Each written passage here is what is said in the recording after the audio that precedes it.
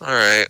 Welcome back to part 3 of Jak and Daxter, the Precursor Legacy. You won't see a lot of these in the game. This is a boss. And I think this is the only boss right before the final boss, actually.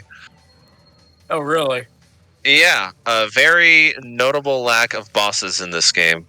Huh. Yeah. We're already almost done with the game. I'm trying to remember. There are 13 episodes of this playthrough. I think there's 10 levels. And I might be... Oh, wait, there's another boss in between this. Okay, so there's 3 bosses in the game. I'm remembering the second one now. Yeah, so it's this guy, some rock monster later in the game, and then the final boss. So yeah. We don't see these things a lot. Oh yeah, fuck this, by the way.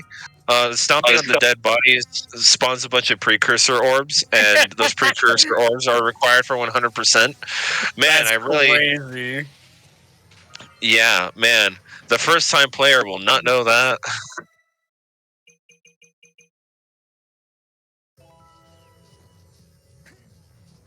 Alright. I do appreciate, however, in every level, like, it gives you like a list of power cells that you need to go out and collect. It doesn't exactly tell you what it is, but at least shows you, okay, I have 200. I'm missing 20 orbs in this level. So let me just go out and grab those. There we go. All 20 of them were right there.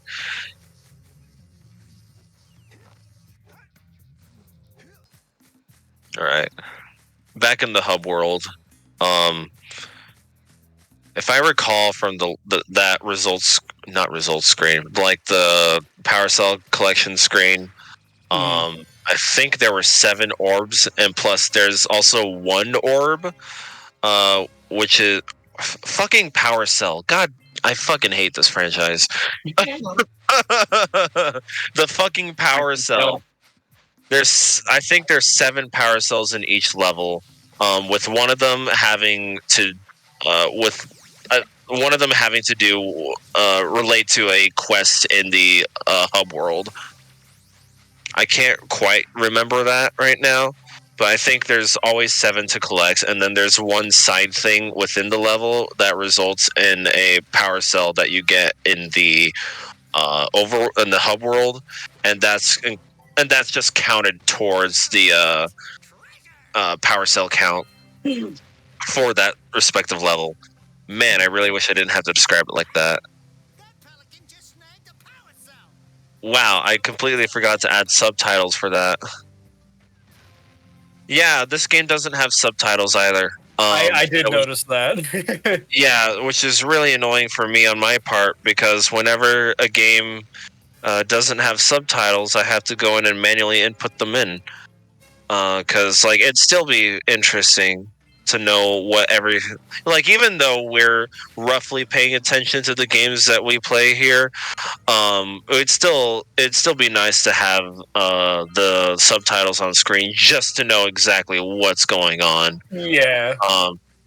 Because not for nothing, I don't think I know what the hell was going on in Black Ops if the subtitles weren't there in the first place. There's something going on in Black Ops? Yeah. I've actually come to realize that, since the last Call of Duty game we did for the channel, I've come to realize that some of the early games actually had really fucking good stories, and that's why people like them a lot. And it'd be nice if they did that again. But no. So yeah, that's something I just learned recently. The gameplay's the same, but still though.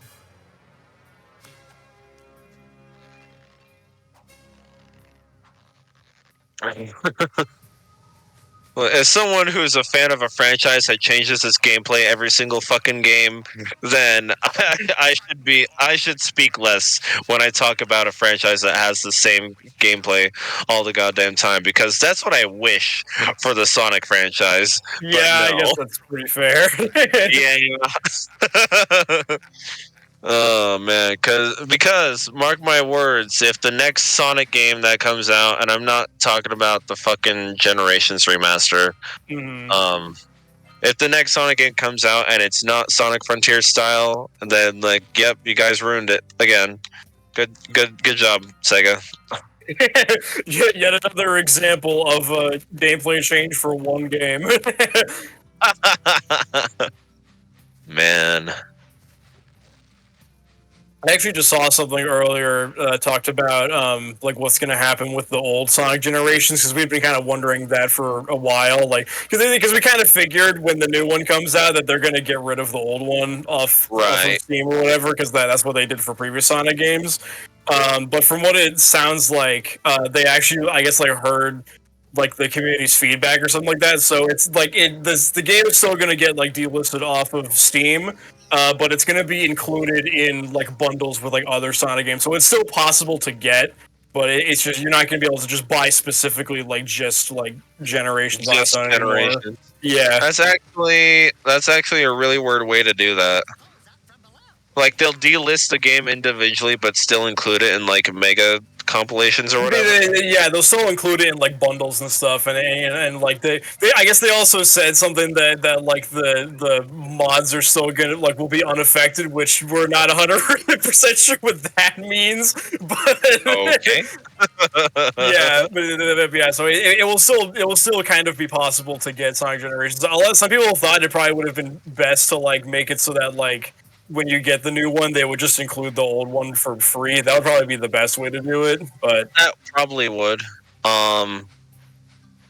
Although you don't have to delist the game. You don't have to, guys. What if some really stingy Sonic fan, i.e. me, doesn't want to buy the Shadow expansion and just wants to buy the old Generations? Well, they will see that. That's kind of a thing of it too. Like, I mean, at least for the other Sonic games that this happened with and stuff. Like, if you were to get like the older versions, like you could get those for way cheaper than getting. Like if you were to buy like Sonic 1 or 2 or whatever on separately instead of getting the Superstars or what, not Superstars, Origins. Yeah, instead of getting like Origins, like it'd be way cheaper to just get them like individually for like the old way and stuff instead of buying it through Origins. And like it is kind of still like that for the new Sonic Generations, but like the main thing people were concerned about with the old version going away was like the decades worth of mods that have been built up. Yeah.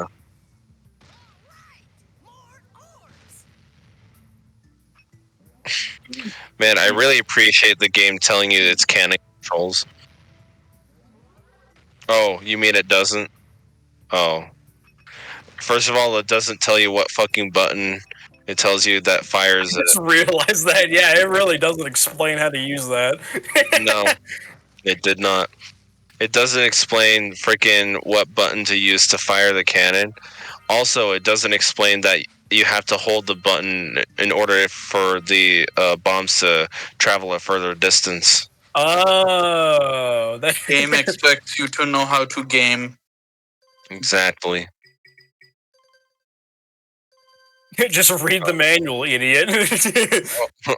But I'm playing this off of the PS3. I'm playing this off of the HD collection. Me too. Okay. God, reading. Then wow, that's a lot of words. How much I hate this game. Figured out, rejoice. I still don't understand what happens to my future self that is currently this. Is now going to explain the details.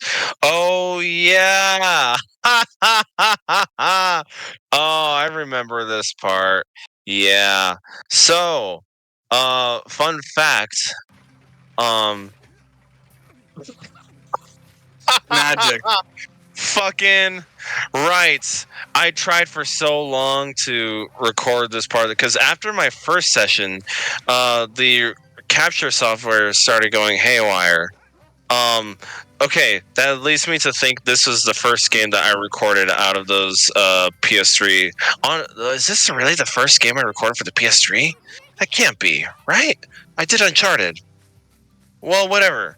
Freaking the reason why you have to, if you want to use a capture card for a PS3, the reason why you have to buy an HDMI splitter is because the PS3 has some sort of coding in it that is like an anti-piracy thing. Oh, yeah.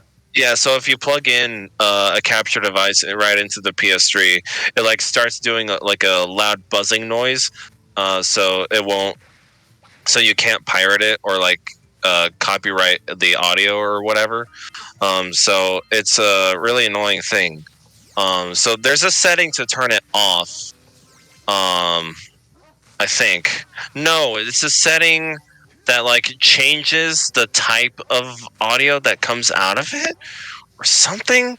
Man, I really don't remember. Yeah, Man, I'm not sure. I'm not sure of the specifics for PS3 games, but I know PS4 and I think all too like PS5 is kind of also like that. And, like if you put in a capture card, it just like doesn't let you do it. So there's like an option you have to turn off that allows you to record stuff like with a capture card from a PS4 or PS5. Oh, really? Yeah. Huh. Like by default, like at least I remember this for like PS4. I can't remember if it's the same for the new one, but I remember like I would try recording something for PS4, and like by default there's like an option that's like turned on so that when you put in a capture card, it just doesn't display anything to it.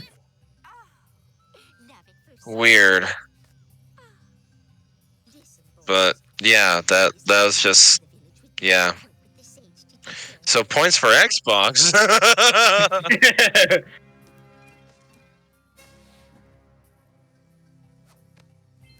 Yeah, so that's why my go-to recording setup now is just I always have an HDMI splitter. It doesn't matter what console I'm recording off of, because that's just how that's just how it is.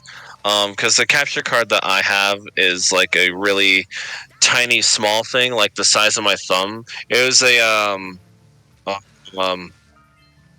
not GoFundMe. What the hell was it? Oh, what's the other one?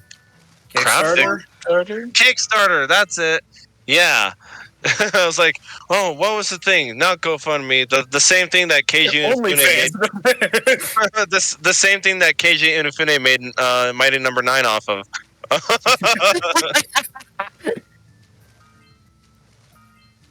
Oh yeah, classic. Always something behind the waterfall video game trope. Yeah. Yeah, it was a Kickstarter product because it's like a brand new company, and then like they wanted to make a capture card the size of your thumb. So I got that, and it was fairly cheap as well. It's a great little thing, honestly. The only downside to it is there's no internal cooling system because it's really small, so you have to keep a fan on it. Yeah. I found that out like when I was first testing it out. It's like just to see how it works. I tried. Oh yeah, I was doing a PS3 game off of it. At first, I had the Shadowcast. That's what it's called. I had it directly behind. I plugged it directly into the PS3. The PS3 model I have is the super slim model, and the exhaust fans are like directly above the HDMI port on the back of it here. So it's just blowing hot air right onto the capture card, and I suffered extreme latency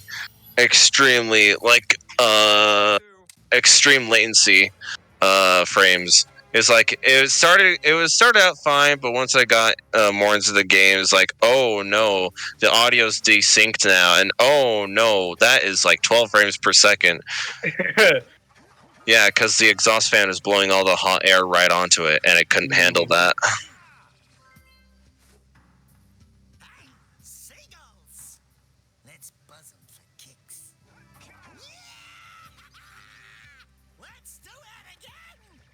Shut up, Daxter. Oh man. I can't stand Daxter's voice. I really can't. It's so annoying. And he makes the most unhelpful comments, like uninteresting comments. Shut the let's see. He just screamed It again. does sound kind of obnoxious. Uh-huh. And that's the entire point. Well, this isn't Jack's entire motivation. Because at the very beginning cutscene of the game,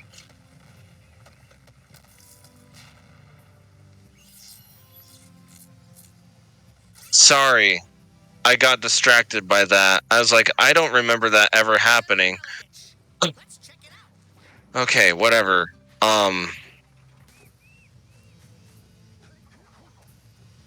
What was I talking about? I Oh no! wasn't paying attention. What happened? I wish I knew. You were talking about something with like Jack's like motivation for like about Daxter or Oh, thank whatever. you. Thank you. The very beginning cutscene of the game. Yeah, because Daxter was a human, but he fell in a vat of dark eco, and so he turned into whatever the hell this is. This race is supposed to be like a mix between a weasel and an otter. I can kind of see that. Which one fell in? Which one got acided? Daxter? Okay. Yeah. Daxter's the little munchkin thing there. The creature. Yeah. The creature, right. And so Jack's motivation in this game is to find light eco and turn Daxter back into a human. As seen in the next couple games. There's multiple games in this series that don't happen to it. It doesn't. Nope, you're very much correct. And not much of a spoiler. I think in Jak 3, Daxter actually finds like he's not alone, and there are more weasel otters, and they used to be like gods that ruled over this land or some shit. Of course.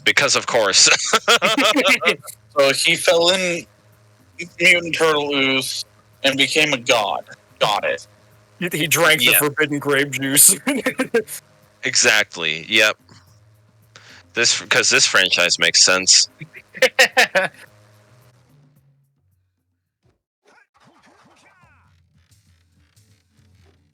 Yeah. So, and to make a comparison off of Ratchet and Clank, remember when we did that game? That's essentially another like mascot, like dual mascot, with one being the main character and the other being the sidekick. Because that's essentially Jak and Daxter as well. But remember in that game, like Clank had his own playable sections, and he was a really interesting character. Daxter is not playable at all in any of the games. I believe there is like one playable Daxter section in Jak 2, and it's very brief. But he doesn't do jack shit in the entire franchise. He's just there to rest on your shoulder the entire time. Which begs the question, what the fuck was his role even in Jak 2 and 3? Because after this game, transforming him back, that motivation's gone. That plot point is gone. So I don't know why he's stuck around till the end. He's fine with it after the first game. Kind of, I think. I think the ending of this game will explain. Man, I really don't care.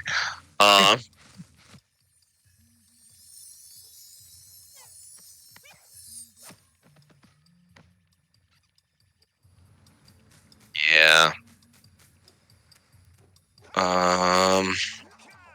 This is level 3. Yay. I think, barring some exceptions, like the hub world connects you to all the levels that's around, and then once you have enough power cells, you can go to the next hub world area, because there are 3 hub world areas, and they all have levels connected with them. I think you can do the levels in any particular order. Like, we're on Misty Island right now, and you could make that level 1 if you wanted to. I could have done like that stupid fucking plant boss as like the last thing I did. So there's a tad bit of non-linearity to this game. So there's that if you enjoy that. Yeah. Yeah, because I don't have to make this level 3. I did. I wonder if I based it off of like whatever the hell the IGN walkthrough guy said. Oh god, you use IGN. I know, I'm such a fake gamer. Yeah. I mean, their reviews are most of the... Oh, god damn it. Their reviews are most of the time crap. Oh, I like how I end the videos off at deaths. Yeah, most of their reviews are crap. Their walkthroughs are okay. They most of the time like list everything correctly and what you should do. I don't really necessarily care for their strategies. Just tell me how to get from point A to point B, or like what point B is actually.